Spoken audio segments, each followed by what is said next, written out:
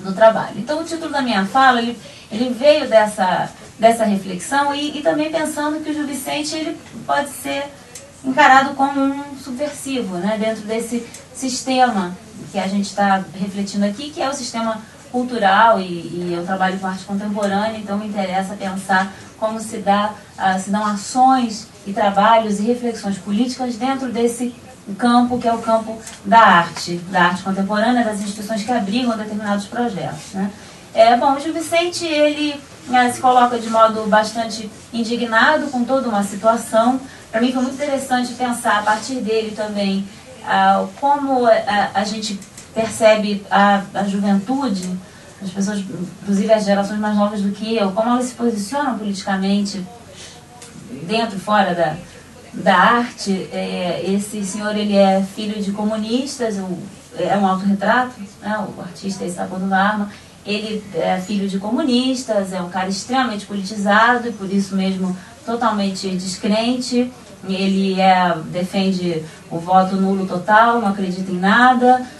A única coisa que ele acredita realmente é no poder da arte, de poder trazer algum tipo de reflexão e transformação. Então, enfim, para mim, realmente esse senhor é um subversivo, embora ele tenha sido acolhido pela Bienal, está lá expondo os seus trabalhos, mas ele mesmo não está nem aí. E quando começou a discussão se tiravam ou não o trabalho dele, ele falou: nossa, que bom, né? Olha a quantidade de mídia que eu ganhei.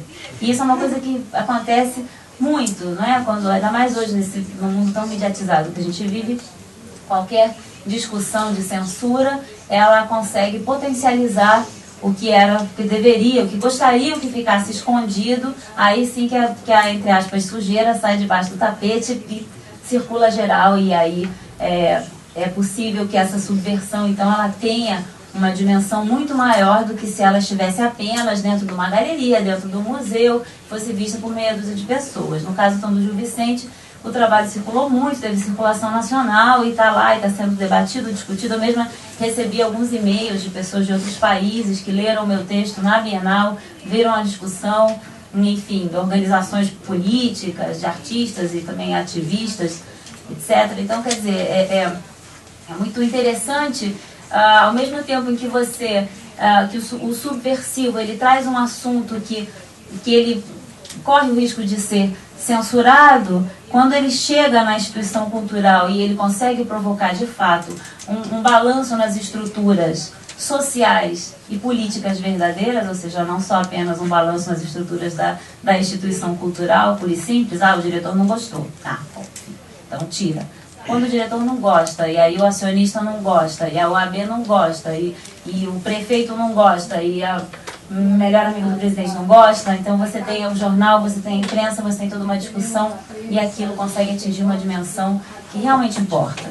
Você fazer arte política, arte pretensamente subversiva para ficar circulando na sua casa ou na sua galeria que vai vender o seu trabalho por $100.000, não é interessante.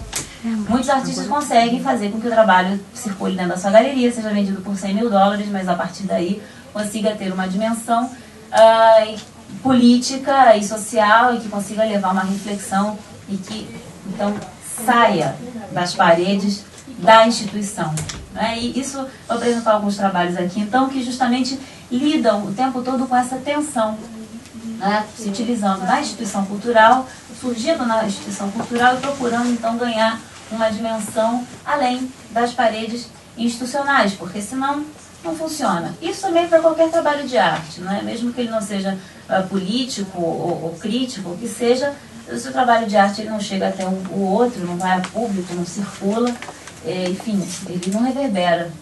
Então a gente está falando de trabalhos que querem reverberar não só do ponto de vista estético, mas do ponto de vista reflexivo, ou tendo em consideração que o potencial estético do trabalho é a reflexão que ele causa. Vamos ver onde eu posso começar.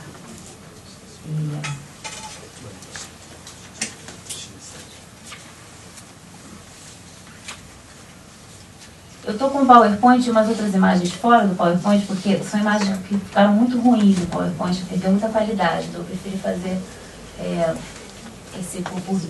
Tá? Então aqui temos uma imagem que sei lá, talvez ela distou um pouco do que eu estou falando, mas me parece, a imagem em si, ela me parece muito forte, e é um momento em que a gente conseguiu ali uma chispa subversiva. Porque também, que subversão a gente está falando aqui? Eu não estou aqui falando da subversão pura e simplesmente do ponto de vista no campo político, né? Eu estou falando da subversão, da reflexão subversiva, ou de um ato subversivo que pode trazer uma reflexão acerca de um contexto social, de um contexto político, mas que acontece dentro do campo da arte. Porque eu podia estar aqui falando de guerrilha.